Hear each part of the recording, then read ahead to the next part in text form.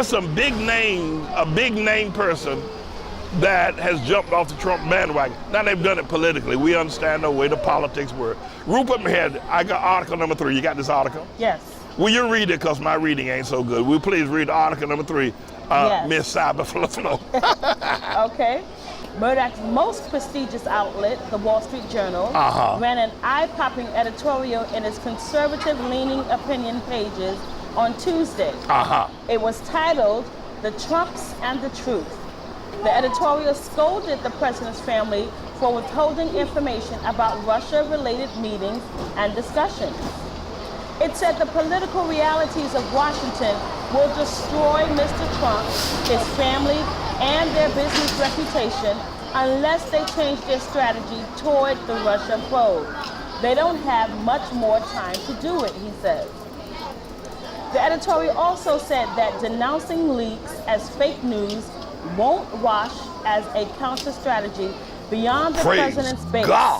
Praise God. Go on, I'm sorry, Mr. Trump's latest 36% approval ratings show. It was the latest in a series of eyebrow-raising editorials. Last week, Murdoch's New York tabloid, the New York Post, labeled Donald Trump Jr. an idiot and criminally stupid. President Trump grew up reading the Post and still has it delivered at the White House, so the editorial may have caught his eye. It came on the heels of another blunt assessment by the Post's editorial board last month. A 3-word editorial about Trump's Twitter habits at the end of June said simply, "Stop, just stop." Murdoch and Trump have had a complex but often mutually beneficial relationship for many years, and Murdoch has a history dating back decades of using his media outlets to express his political point of view. Here's the deal. Now, Murdoch, who is the big dog, right, owns Fox News and pays Sean Hannity his salary. I think he's going to call Sean Hannity to the woodshed pretty soon. Murdoch is saying to Trump is that if he continues down this in an editorial called The Trumps and the Truth, if he continues this information, it's going to destroy him. Yes. Now, that's what Rupert Murdoch is saying. That doesn't that sound familiar, Pastor? Well, Remember he said that before. Yes. Yeah. Of course. It's the truth. Why not? It is the truth. Yeah. Yeah. But not only that, but in the editorial also he said that denouncing leaks as fake news won't wash as a counter strategy. Because that's what that strategy, fake news, fake news. Yes. You got all these people running around, all these broadcasts, and all these on Fox News, fake news.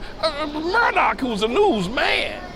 This ain't some commentator, this ain't some Harvard professor or some Princeton lawyer saying that strategy of fake news. This is a newsman.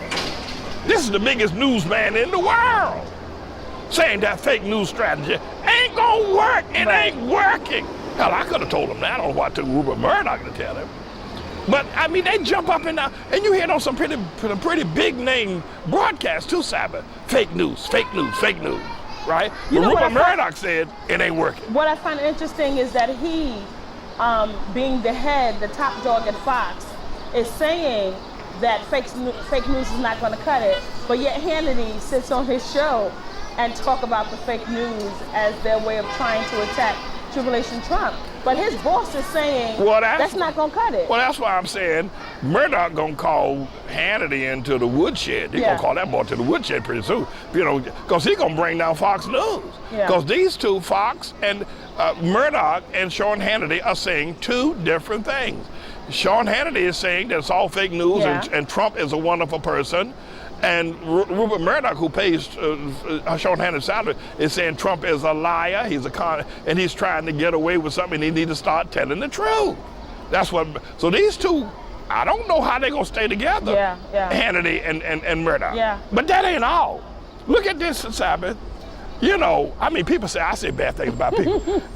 It says in the latest in a series of eyebrow-raising editorials, last week, Murdoch's New York tabloid, the New York Post, labeled Donald Trump Jr. as an idiot. Yeah, they did.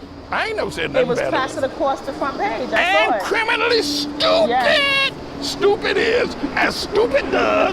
I mean, they call Devil Trump Jr. stupid. Called him an idiot. Did Trump tweet about that? And by the way, Devil Jr. is supposed to be the smart one. Right. God help the rest of them. Yeah, God help them is right. So these are people that are jumping off the Trump train. Yeah. Right? Yeah. I don't, and then here's the other one. It says that a 3-word editorial about Trump's Twitter habits at the end of June said simply, stop. Yes. Just stop. And I have to say, most of Trump's supporters are saying the same things. You know, though they may still support him, they are sick and tired of the Twitter rant. You know, he's got 32 million Twitter followers, right? So he keeps saying, well, I can bypass the regular media and I can get my story out. Right. But nothing that he's ever tweeted has ever helped him, and everything he tweets is a lie. And Murdoch is saying he needs to stop it. He just needs to stop it. I don't think he's going to ever stop it.